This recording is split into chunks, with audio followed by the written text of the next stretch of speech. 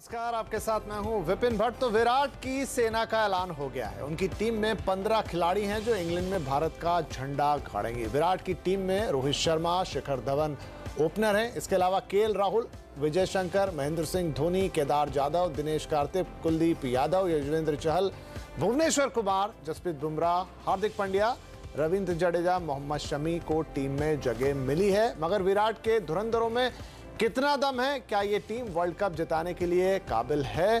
किन खिलाड़ियों को रखा गया या जिन्हें ड्रॉप किया गया है, उनके लिए क्या मौके बनते थे? क्या कोई ऐसा खिलाड़ी भी है जिसे टीम में होना चाहिए था और उसे छोड़ दिया गया? तो ये तमाम सवाल हैं। टीम और इसकी स्ट्रेंथ और इसकी वीकनेसेस पर बात करेंगे आज हम विस्तार से, और इसके लिए एक बड़ा स्पोर्ट्स पैनल हमारे साथ है। मेरे साथ जुड़ रहे हैं नेटवर्क 18 के स्पोर्ट्स ग्रुप एडिटर गौरव कालरा, जो मेरे साथ स्टूडियो में मौजूद हैं, और स्पोर्ट्स एक्सपर्ट मलय नीरज साहब। आप दोनों का बहुत बहुत स्वागत है। कुछ एक्सपर्ट हमारे साथ कार्यक्रम में और जुड़ेंगे। तो गौरव, मैं पहले आपसे ही शुरुआत करता हूं। जो ये टीम आई है, ये आपको on the line of expectation लग रही है? मतलब हम इन्हीं लोगों की उम्मीद कर रहे थे कि इन्हें टीम में होना चाहिए था? जब भी भारत की कोई टीम अनाउंस होती है विपिन, तो उसके बारे में काफ़ी चर्चा होती है। ये काफ़ी नेचुरल बात है कि इसके बारे में बहुत लोग बोलते हैं, और मुझे लगता है ये इसको अंग्रेजी में एक वर्ड यूज़ होता है, it's not a perfect science. So ये ऐसा नहीं है कि सिलेक्टर जो टीम चूज़ करते हैं उसमें उनको 100% लोग कहते हैं कि जी आपने बिल्कुल ठीक टीम चुनी, पर वो काफ़ी फैक्टर्स को कंसिडर करते हैं विपिन। और मेरे को लगता है आप इसके बारे में स्पेसिफिक प्लेयर्स के बारे में पूछेंगे ही, और काफ़ी चीज़ों को वो अपने माइंड में रखते हैं टीम सिलेक्ट करने से पहले। पर आई थिंक अगर आप बैलेंस के हिसाब से देखें, खिलाड़ियों के हिसाब से देखें, और इंग्लैंड में जो वर्ल्ड कप होना है उसको जीतने के लिए किस तरह का कॉम्बिनेशन इंडिया को खिलाना है, उसके हिसाब से देखें, खाली ये नहीं 11-15, तो उस हिसाब से मुझे लगता है कि एक अच्छी टीम सिलेक्ट हुई है। मलय साहब से भी राय ले लेते हैं। मलय सर, कई बार जब हम टीम के बारे में सोचते हैं, एक आम आदमी जब सोचता है तो उसको कुछ नाम है जो उसके दिमाग में बस गए होते हैं। तो कई बार वो नाम जब मिस हो जाते हैं तो उसे लगता है कि क्या ये सही लोगों को चुना है, नहीं चुना है। सबके अपने अपने एक्सपर्ट कमेंट हो जाते हैं। लेकिन आपसे पूछूंगा, क्या ये टीम एक बैलेंस टीम है? टीम तो एक बैलेंस टीम है, इसमें कोई शक नहीं। और रही नाम छूट जाने की बात, तो ऋषभ पंत और अंबाटी रायडू, ये दो नाम ऐसे हैं जिन पर सवालिया निशान लग गए हैं, और ये सवालिया निशान देखने वालों को अच्छे नहीं लग रहे। उन्हें ये लग रहा है कि नहीं, इस वक्त एक नया चेहरा होता ऋषभ पंत के रूप में तो ज्यादा बेहतर होता। 2004 से खेल रहे हैं दिनेश कार्तिक, 33 वर्ष के हो चुके हैं, थके हुए पांव हैं, कुछ खास आज तक नहीं कर पाए हैं।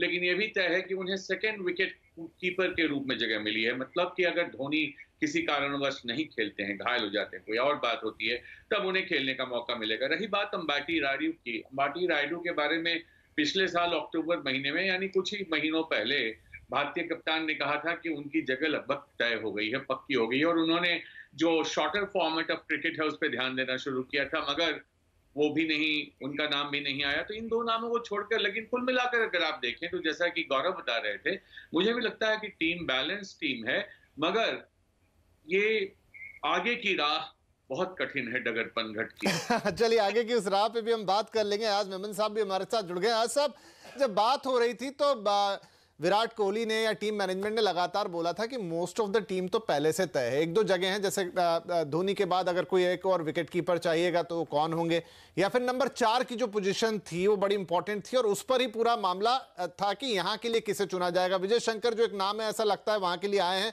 लेकिन जरूरी नहीं वो उस पोजीशन पे खेलेंगे।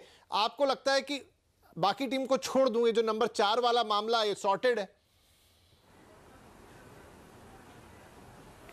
देखिए, मेरे ख्याल से चॉइस ये था, अगर आप पहले 3 बल्लेबाज देख ले तो उनकी ऑर्डर जो है वो फिक्स्ड है। उसके बाद धोनी, केदार जाधव, हार्दिक पांड्या, ये फिक्स्ड है। अब चॉइस है नंबर 4 के लिए आपके पास जो एक्स्ट्रा बैट्समैन है, इसमें विजय शंकर इस वजह से आगे क्योंकि रिसेंट फॉर्म जो उनका है बेहतर रहा है बाकी प्लेयर से, और वो गेंदबाजी भी कर लेते हैं, तो एक ऑप्शन और मिल जाता है, एक विकल्प और मिलता है कैप्टन को, और ये विकल्प है एज अ फास्ट बॉलर।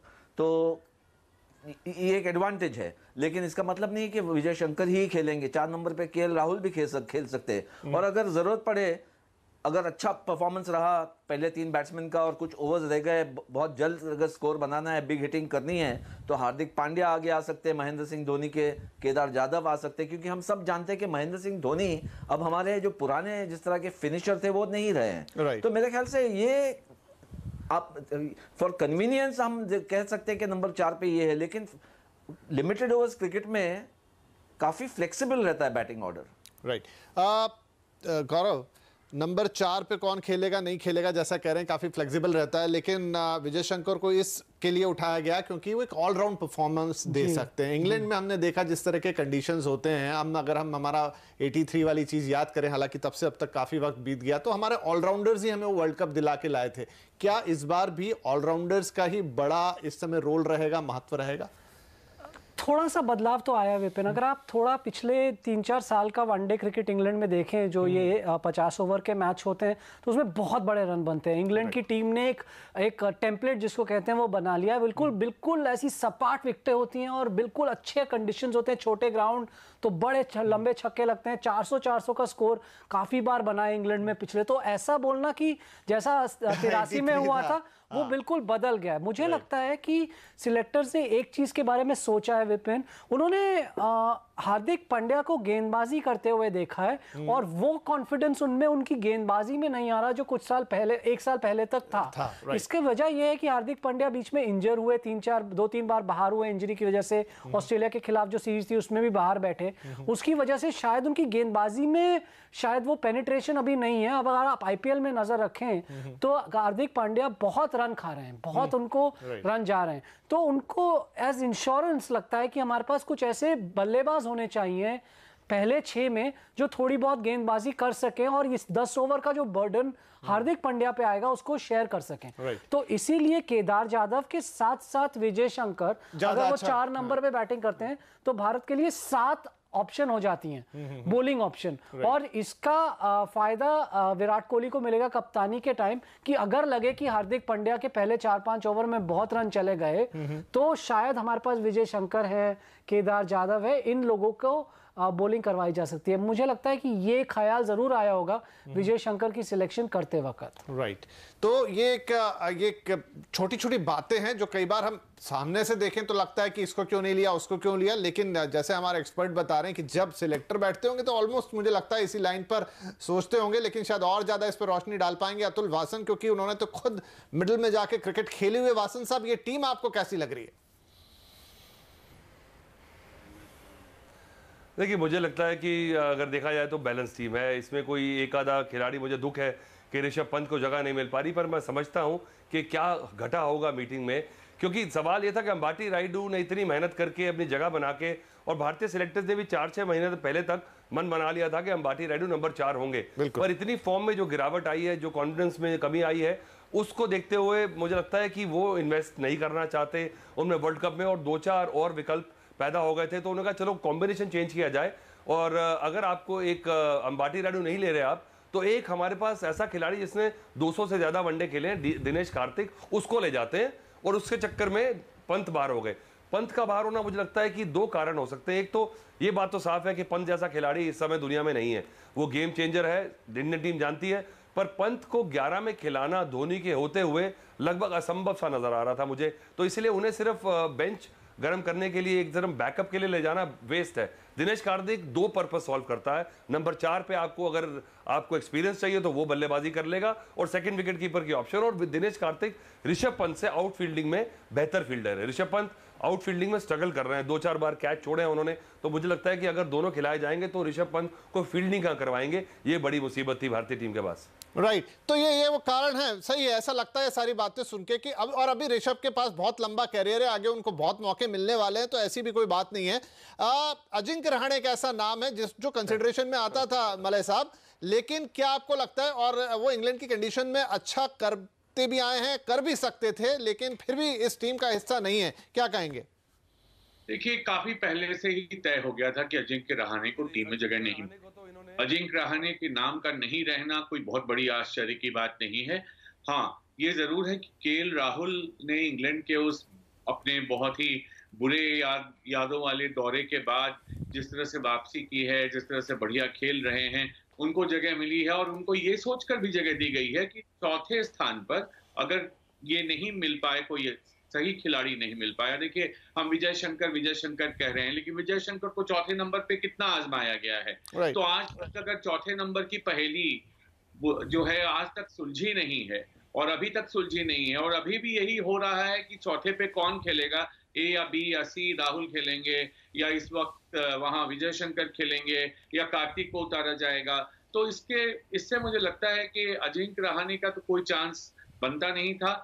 हाँ, ये जरूर है कि अजिंक्य रहाणे के बारे में सुनील गावस्कर ने कुछ दिनों पहले एक बात कही थी जो बहुत ही तीखी बात थी, और वो ये थी कि इस व्यक्ति को आप कितनी बार कितने दिनों तक कहोगे कि तुम प्रूव करो कि तुम इस लायक हो कि तुम्हें टीम के हर फॉर्मेट में जगह मिल सके, खासकर वनडे फॉर्मेट में जगह मिल सके। तो ये उनका दुर्भाग्य है काफी हद तक, मैं मानता हूं। मगर जहां तक बैलेंस की बात है, संतुलन की बात है, टीम में बैलेंस, इसमें कोई शक नहीं। हाँ, ये बात जरूर है कि आज अगर चौथे नंबर की जगह पे हमें ये पता होता कि एक खिलाड़ी ऐसा है जिसको बाकियों से बेहतर करने की जिससे उम्मीद रखी जा सकती है, तो बेहतर होता। लेकिन आज भी हम उसी स्थिति में हैं कि कौन खेलेगा चौथे नंबर पर। ये सवाल त्यों का त्यों खड़ा है, और यही सवाल हमें लगता है भारत के लिए सबसे चिंता का विषय है। राइट। अयाज मेमन साहब, आईपीएल को अगर मैं देखूं तो क्या आईपीएल का इस सिलेक्शन पे बड़ा गहरा प्रभाव है? जो हम अंबाती रायडू की बात कर रहे हैं, लास्ट ईयर में जिस तरह का आईपीएल उन्होंने खेला तो उनके नाम की चर्चा हो गई, उसके बाद उन्हें बहुत मौके भी दिए गए, ये भी बात सही है। अब इस आईपीएल में जाके फॉर्म बिगड़ गई, बनिस्बत दूसरे लोग थोड़ा बेहतर खेल रहे हैं, तो क्या ये टीम सिलेक्शन पर आईपीएल का बड़ा गहरा प्रभाव है? मुझे नहीं लगता कि ज़्यादा गहरा प्रभाव रहा है, लेकिन कुछ तो डेफिनेटली थोड़ा इम्पैक्ट रहा है। देखिए, अंबती रायडू के बल्ले से रन्स थोड़े से हल्के हो गए आईपीएल के शुरू होने से पहले ही। आईपीएल में राहुल ने अच्छा इंप्रेशन दिया है, हालांकि वो कुछ मैचेस के लिए बाहर थे कंट्रोवर्सी की वजह से। तो मेरे ख्याल से यहाँ पर जो है, और ये इस पर मैं थोड़ा सा डिस्कस करना चाहूँगा कि जब चॉइस आया एक एक्सपीरियंस प्लेयर जिस पे काफ़ी इन्वेस्ट किया है अंबती रायडू पे पिछले 1.5-2 बल्कि 2.5 साल से, यहाँ पर एक्सपीरियंस को इग्नोर किया है और आगे देखते हुए राहुल को इनकरेज किया है। और जहाँ पर पंत और कार्तिक का सवाल है, वहाँ पर एक्सपीरियंस के लिए गए हैं और पंत के लिए कहा है कि भाई इनके पास अभी बहुत समय है, ये आगे जाके भी खेल सकते हैं। मेरी सोच इसमें थोड़ी सी अलग है। मुझे लगता है कि पंत को ले जाना चाहिए था। आप बैकअप विकेट कीपर जो है, कार्तिक भी आपके मेन विकेट कीपर है नहीं, 33-34 साल के हैं।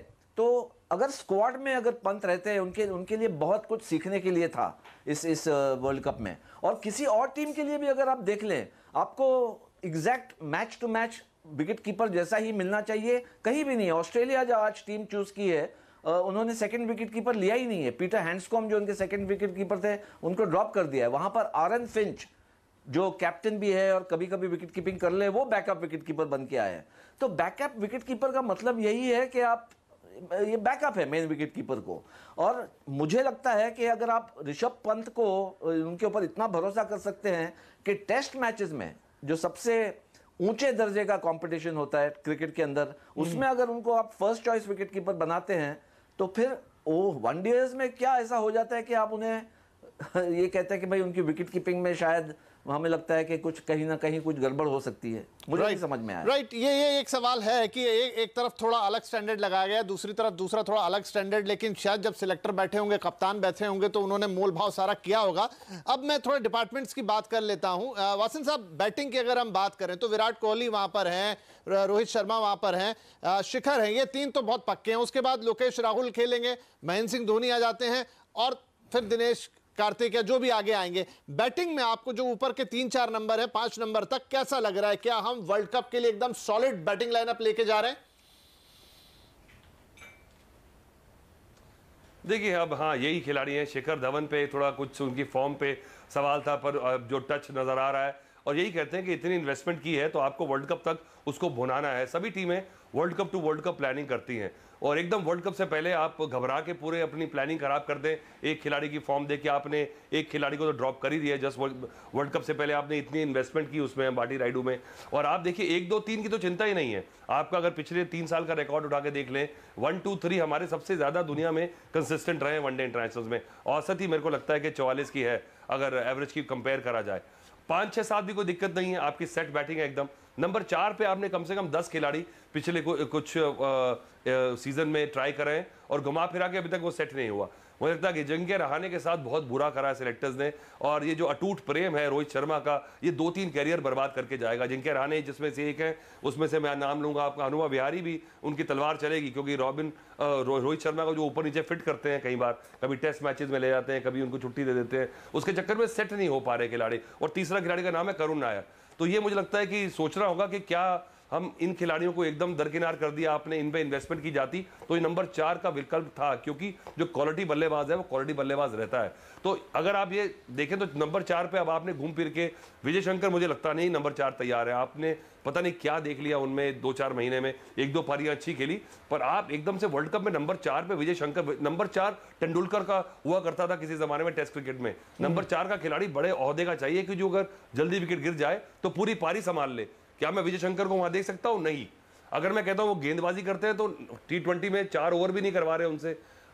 जब इंडिया के लिए खेले तब T20 में गेंदबाजी नहीं कराई, तो वहां जाके क्या 10 ओवर कर पाएंगे? नहीं।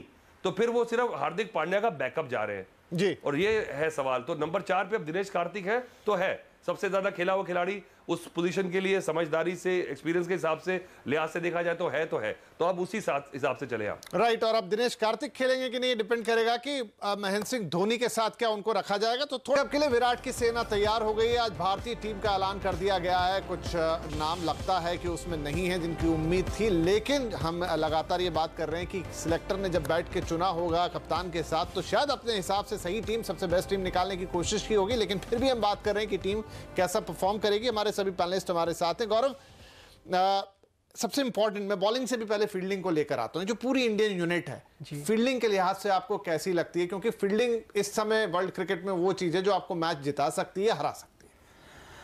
नहीं, अगर आप खिलाड़ियों को इंडिविजुअली देखें तो एक काफ़ी अच्छा फील्डिंग यूनिट है, और इसकी वजह ये भी है कि एक क्राइटेरिया ऑफ सिलेक्शन अब फील्डिंग हो गया है। अगर आप देखें विराट कोहली की टीम में जितने भी प्लेयर आते हैं, यो टेस्ट पास करना होता है, एक सर्टन फिटनेस लेवल मेंटेन करना होता है, तो आप खिलाड़ियों के लिस्ट के थ्रू जाएं तो आप देखेंगे कि काफ़ी अच्छे फील्डर इस टीम में हैं। विराट कोहली खुद एक बहुत ज़बरदस्त फील्डर है। शिखर धवन फेंस पर बहुत अच्छी फील्डिंग करते हैं। रोहित शर्मा एक बहुत अच्छे इन फील्डर के रूप में निकले हैं कुछ पिछले सालों में। और आप नीचे के खिलाड़ियों, हार्दिक पांड्या बहुत अच्छे फील्डर हैं। केदार जाधव कभी कभी शायद इतनी बढ़िया फील्डिंग नहीं करते, पर आई थिंक वर्ल्ड क्रिकेट में अब एक स्तर तो सेट हो गया है विपिन, और भारत उस स्तर से कोई खास नीचे नहीं है कि ये काफ़ी अच्छी फील्डिंग यूनिट है। मुझे नहीं लगता इसके बारे में कोई खास फिक्र होगी टीम को। राइट। तो एक बेहतर फील्डिंग यूनिट है और at par with the world standard. वैसे हमने देखा हाल फिलहाल में कि भारतीय टीम ऐसी फील्डिंग तो नहीं करती जिसे आप क्रिटिसाइज करें, कैच छूटते हैं, वो तमाम चीजें होती हैं, लेकिन फिर भी एक स्टैंडर्ड है फील्डिंग का जिस पे हमें लगता है कि इंग्लैंड में भी चीजें सही चलेगी। एयाज मेमन साहब, जहां तक बॉलिंग का सवाल है तो बॉलिंग के भी नाम मुझे लगता है कि कोई खास अंतर आया नहीं। शायद रविचंद्र अश्विन का सोच रहे होंगे कि आते नहीं आते, लेकिन कहां से जगह बनेगी जब आपके पास यहां पर चहल हैं, जब आपके पास यहां दूसरे बॉलर्स हैं। तो आपको क्या लग रहा है बॉलिंग का जो है, आपके पास 3 पेसर्स, 2 स्पिनर्स या इवन पार्ट टाइम स्पिनर्स भी, तो ये बिल्कुल परफेक्ट कॉम्बिनेशन है। बॉलिंग इससे बेहतर नहीं हो सकती थी? जी हाँ, देखिए बाकी आपके पास चॉइसेस और क्या थे। देखिए रविंद्र जडेजा और मोहम्मद शमी दोनों ने कमबैक किया है वनडे क्रिकेट के अंदर। दोनों ही टीम से बाहर हो गए थे, T20 से भी और वनडे से भी, टेस्ट मैचेस में खेलते थे, लेकिन दोनों ने कमबैक किया है और उनकी दाद देनी पड़ेगी और सिलेक्टर्स की भी दाद देनी पड़ेगी कि उन्होंने निगाहें रखी कि कौन अच्छा परफॉर्म करता है और उन्हें ब्रेक दिया है। और जहां तक कॉम्बिनेशन जो है या कॉम्पोजिशन है बॉलिंग अटैक का, शायद सवाल उठ सकता है कि एक ज़्यादा स्पिनर लिया है रविंद्र जडेजा को, क्योंकि ऑलरेडी आपके पास 2 रिस्ट स्पिनर्स थे, चहल और कुलदीप।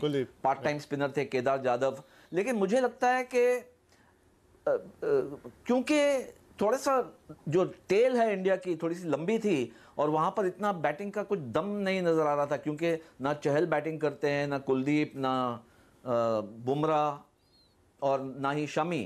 तो रविंद्र जडेजा को इसलिए ले लिया है और उन्होंने कमबैक अच्छा किया है। वनडेज में ज़्यादा महंगे नहीं साबित हुए, विकेट्स भी उठाए। और फील्डिंग, जहां तक हम अभी बात कर रहे थे फील्डिंग की, 20-25 रन आपको फील्ड में देते हो अगर वो प्लेइंग 11 में आते हैं। तो ओवरऑल अगर आप बॉलिंग में देखें, आपके पास 4 फास्ट बॉलर है, एक बैकअप फास्ट बॉलर है रविशंकर में, और 4 स्पिनर्स भी है, 3 मेन लाइन स्पिनर्स है और एक बैकअप स्पिनर है केदार जाधव। तो ओवरऑल बॉलिंग जो है मेरे ख्याल से बहुत सूझबूझ के साथ सिलेक्ट किया है और अच्छा कॉम्बिनेशन मिला है पेस और स्पिन का। ओके, क्विकली अतुल वासन साहब, तो उमेश नहीं है इस टीम में, अश्विन नहीं है, सिर्फ 30-40 सेकंड होंगे मेरे पास। क्या इस बॉलिंग में जो दारोमदार रहेगा वो स्पिनर्स पे ज्यादा रहेगा, या हमारा जो पेस बैटरी है इंग्लैंड में, अब कंडीशन तो हमेशा से वही कहती है, लेकिन अब इन दिनों हम देख रहे हैं कि इंग्लैंड के विकेट पहले जैसे नहीं रह गए।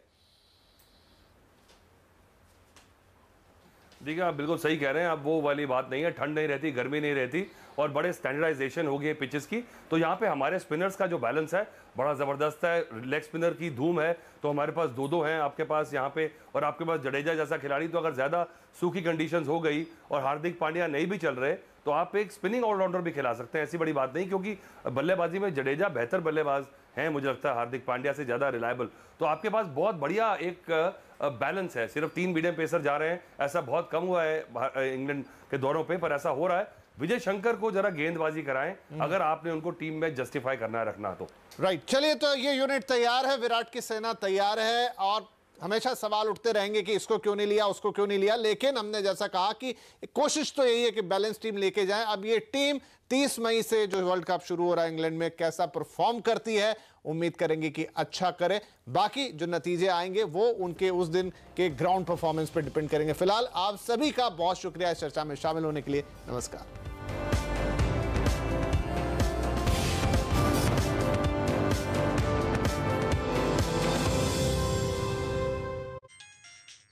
नहीं आ सकता यार।